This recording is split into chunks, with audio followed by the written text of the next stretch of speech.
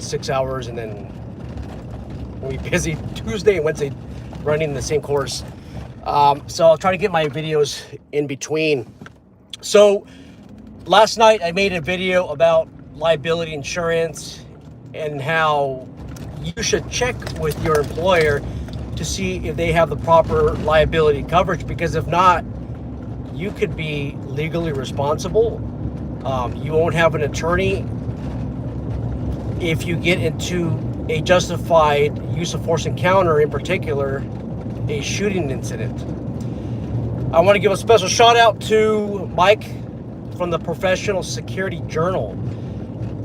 Because his subscriber count is so low, and I'm not putting him down, I'm just saying that when you're under 100, you can't tag somebody that's under 100. And he used to be over 100, and somebody hacked into his account, and his whole YouTube account is erased. I tried linking the video to Mike's video. Hey, Ali. But I can't for some reason, because I opened up my YouTube account, and then I can't go back. If I go back, then I have to redo the live stream title. Anyhow, eventually I'm going to put it in the description box. Mike, he works kind of weird hours. If he's listening, maybe he'll post the video in the comments. If not, I will for sure post a link to his video. So everything that I'm referencing that relates to Mike from the Professional Security Journal's video, you will see in the description box, in the comments somewhere. I really want you guys to watch the video. So we did some piggybacking off of each other, and something that he found rather interesting was that you have to make sure that your employer has assault and battery coverage. If not, if they don't have assault and battery coverage, you can't deploy a taser. So I'm not going to talk too much into that, maybe a little bit, but I want you guys to watch Mike from the Professional Security Journal's video. I think it's the best video he made this whole year. He makes a lot of great videos, but this is the best one. This is like all original. I don't think nobody's has even discussed this on the YouTube channels. So going back to piggybacking off of Mike's video from the Professional Security Journal, guys, so look, a lot of people in my other video, or somebody mentioned, hey, you know what, doesn't the BSIS, the Bureau of Security Investigative Services, check the insurance policies? So in California, private patrol operators, which are your security company licensees, the people that run the security company, they have to submit to the BSIS their insurance declarations page. And it just basically shows how much is covered in the case of grave bodily injury or death. It has a breakdown. Somebody on this channel, which it's actually a good question, actually think that because BSIS is checking the declarations page, that they are checking whether you would be adequately covered if there is some type of loss. So let's just say you use your baton on somebody and they got hurt really bad. Would that be covered? Well, BSIS would look under your insurance policy, and they know that you'd be covered because it's in most circumstances, because it does involve serious bodily injury. Now, what we fail to understand is that the BSIS does not monitor for assault and battery coverage. So it is a general liability requirement in California, but there is often an exclusion in the insurance policies for assault and battery coverage.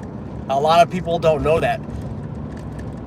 Hey, Sean, you might be asking, hey, Sean, I'm not going to fight with anybody. Like, I'm not somebody to start a fight. Okay. I'm clear-minded and I never get into trouble. Assault and battery can be something so simple as, hey, sir or ma'am, you're not free to leave. Okay, and then they get up and they walk away and you touch their shoulder. Or you're working at a bar and you have somebody who doesn't want to leave. Okay, I can't say this on camera. What used to happen many times, what might still happen, but let's just say they kindly redirect you to the exit door. That could be assault and battery claim. A victim, okay, she just got beat up by her husband. Domestic violence. She's crying, she's hysterical, and you want to basically calm her down so that you can get enough information so that you can relate to the police. You gotta be really careful about this, but you might be like, hey, like touching her shoulder, which isn't advisable. I mean, there's a right place and time, but some of us are touchy people, right? We when we communicate, we touch each other. So we might be like this, hey, you know what? Don't worry, you're gonna be fine. Just take a deep breath. Well, that touch on the shoulder it could be a battery. And you guys might be thinking about, when you think about battery, you might be thinking in terms of criminal liability, like you're pushing somebody. Yes, that's a battery, but there is also a civil tort called battery, and that's basically your unwanted touching on the person of another. Okay, it's even the mistake. So when somebody gets into a vehicle collision, okay, that vehicle's strikes your rear bumper, okay, and then you crash into a pole or something like that. Well, that's technically a battery. It's with the vehicle. I mean, pushing it all the way to the limits, hypothetically. So I don't want you guys to just to think, oh, okay, a battery, those are criminal violations. No, there is civil tort, guys. The simple touching. Well, that's not a requirement. I'm gonna make it clear that in California, that's not a requirement. You do not need to have assault and battery coverage. Now, you got to have great bodily injury, which is basically it could be your aggravated battery, but a simple assault and battery coverage, no. And remember, assault is the action that occurs right before a battery. So even if you don't touch somebody, maybe you're trying to redirect them to the exit door. And again, I'm pushing the limits here. You're trying to redirect them, and then you miss. And then you miss your footing and you trip and fall, right? Well, the argument here is, hey, you know what? You almost touched me. That's the assault, even though you're the one that tripped and fell. So that's the coverage that employers need. And a lot of employers don't have that, guys. A lot don't have that. Even if it's a state requirement like California, to have general liability, that's not included. Okay? And the BSIS, they only look at the declarations page. They do not look at the exclusions page. The exclusion page on an insurance policy is like pages and pages long. They're basically telling you what they don't cover. That is pages and pages and pages long. All right, guys. I don't have much time to go through the comments, but let me just get some shout outs. Ryan from the University Security Trading Solutions channel is here. Ali says, well, let's skip him real quick. University Security says, show your W-2s. Oh, thank you. Okay, so Ryan from the University Security and Trading Solutions channel, he actually has an awesome YouTube channel. He has like 900 followers on there. He says to Ali's question, I'm working to open my own security company, PPO, but the company I work for would refuse to approve the 2,000 hours. What should I do? And then he says, show your W-2s and write a statement to BSIS. You will need to show supervisor experience. I'm telling you, man, Brian is a godsend. He helps us out all the time in the community, in our security community. I love it when he answers the questions. So, yeah. So now, Allie, you need 2,000. Wait a minute. It's the 2,000 hours, like 2,080 hours. That's that 1 year experience as being a manager or being an administrator, and you need to have 2 years of security, private security or related experience.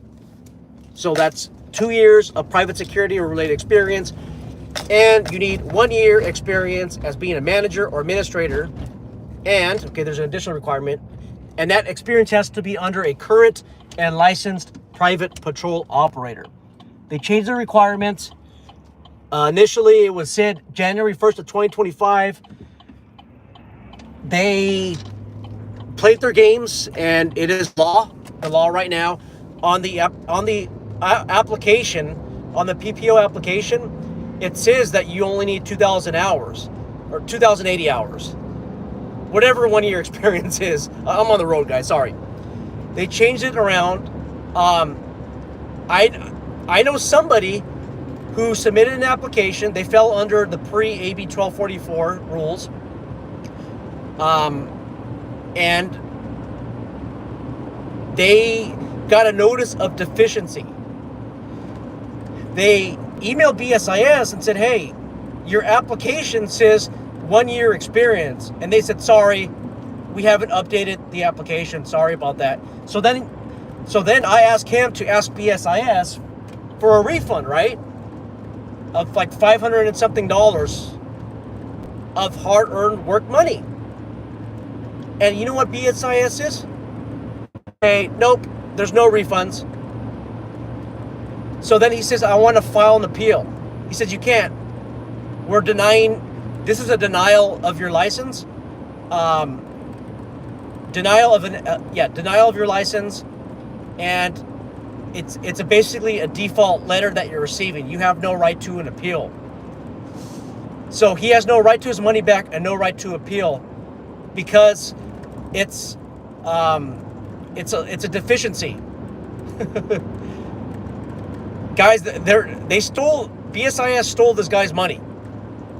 Okay? So how is he supposed to get this 1 year of management experience in 1 year when applications expire after a year? They took his money. So before we were hit and miss, some people were getting their applications approved without the administrative management experience, even after January 1st of 2025. Some people have brought this to light. I told people to not tip off BSIS, start asking all these questions, because I want to say about a month or two after that, they started enforcing the new rule, which in my opinion, they have no legal weight to enforce because that administrative code has not been reviewed by the OAG, the Office of Administrative Law, OAL, Office of Administrative Law. In most circumstances, that this law, AB 1244, which I made like 20 videos about, by the way, that would have probably been the law like the third week of November. So usually in California, when there's a law that's effective of January 1st of any given year, by November, the law is reviewed by the Office of Attorney General to see if it's constitutional, to see if it's void for vagueness, to see if it's something that can be done, legally done. And then they enforce the rules. Okay? But for some reason, they're getting this pushback, or actually push forward, to start enforcing AB 1244. AB 1244 was a law that's sponsored by CalSAGA, who allegedly represents private security and the private security industry in California. I would argue that they do not. They represent the largest security companies out there. On their board is the largest security companies out there. So I think you guys should call CalSAGA and demand some answers. And they might say, hey, wait a minute, we only address our members. We're not going to take time to address you. Well, you created a law. You helped create a law that affects me, not me, but you guys, right? And that's my complaint. You're going to hear from me anyways. All right. So hopefully I answered that question. If you guys have any other questions or comments, please let us know in the description box below, and I will leave a link to Mike from the Professional Security Journal's video. It's one of the best videos I've seen this whole year as it relates to insurance. He talks about why you can't carry a taser if your employer doesn't have assault and battery coverage. All right, guys, I'm out.